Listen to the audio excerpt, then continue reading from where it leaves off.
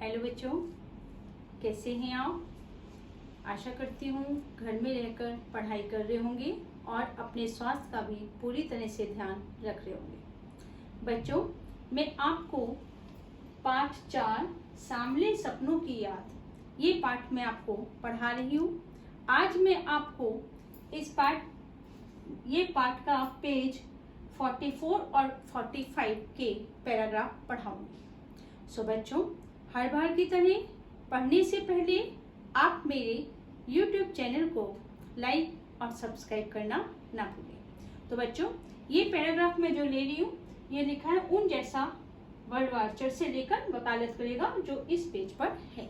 तो बच्चों, पैराग्राफ इस प्रकार है।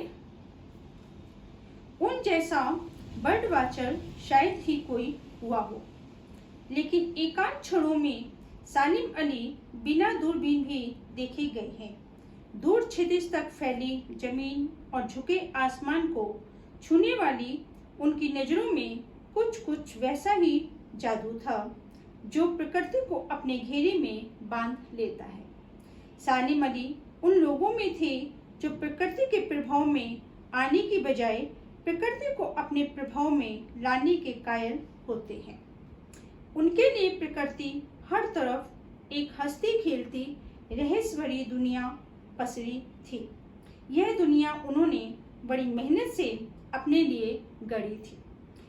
इसके गढ़ने में उनकी जीवन साथी तहमीना ने काफी मदद पहुंचाई।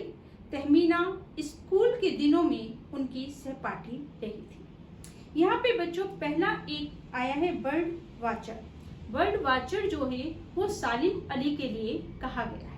सालिम अली को बर्ड वाचर कहा गया है क्योंकि वो पक्षियों को देखते और खोजते रहते थे, इसलिए उनको बर्ड वाचर भी कहा गया है। वो जो थे प्रकृति को, कई लोग तो प्रकृति के प्रभाव में आ जाते हैं, लेकिन सालिम अली प्रकृति को अपने प्रभाव में ले आते थे।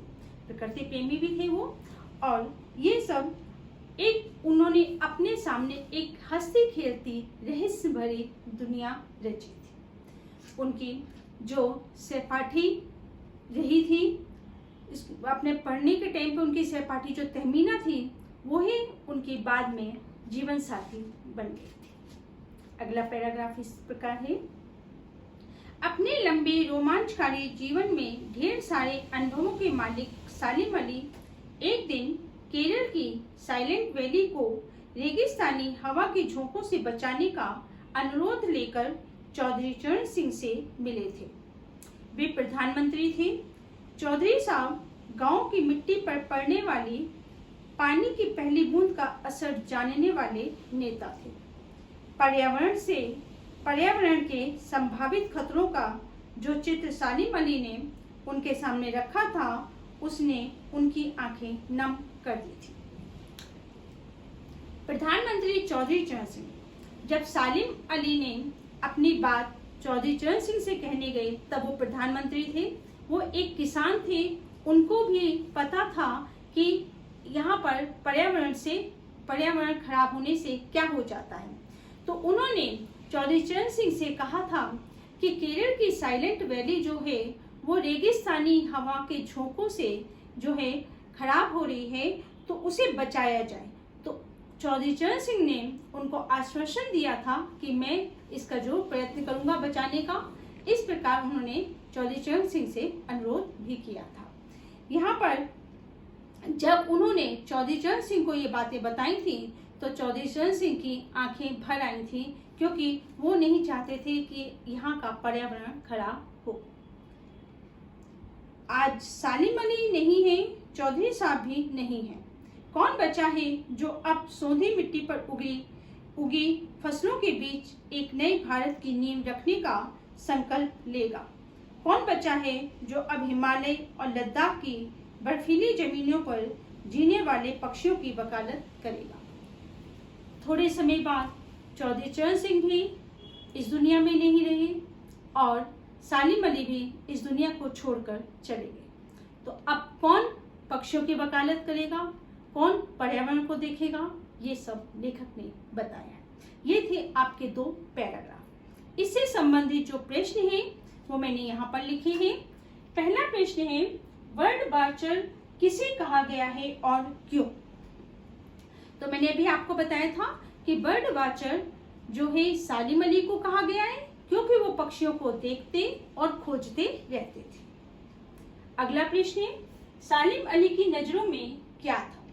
सालिम अली की नजरों में एक जादू था जो प्रकृति के घेरे में बांधे रहते थे, जो प्रकृति को अपने घेरे में बांध लेता था।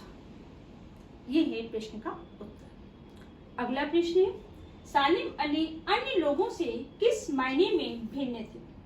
सालिम अली अन्य लोगों से भिन्न थे क्योंकि अन्य लोग तो प्रकृति के प्रभाव में आ जाते थे, लेकिन सालिम अली प्रकृति को अपने प्रभाव में ले आते थे। अगला प्रश्न है, सालिम अली के लिए प्रकृति कैसी थी?